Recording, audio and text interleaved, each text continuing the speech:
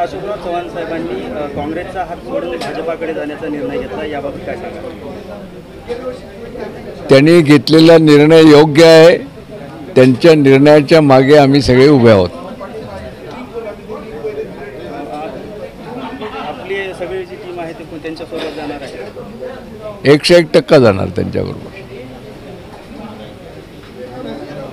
जिल्ह्यातील आमदाराची काय स्थिती आहे? जिल्ह्यातील आमदारही राहतील बरोबर.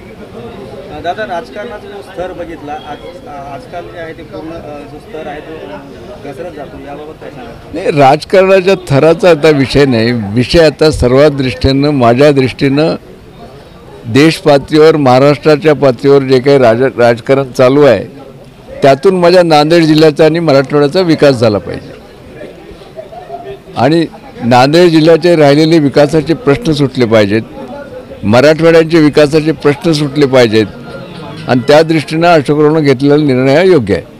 म्हणजे अशोकराव चव्हाणांनी लहानपणापासून त्यांनी काँग्रेसचं काम केलं आहे, आज काँग्रेस सोडण्याची त्यांच्यावरती वेळ आलेली आहे. नाही, त्यासंबंधी ते सांगतील अशोकराव का आली.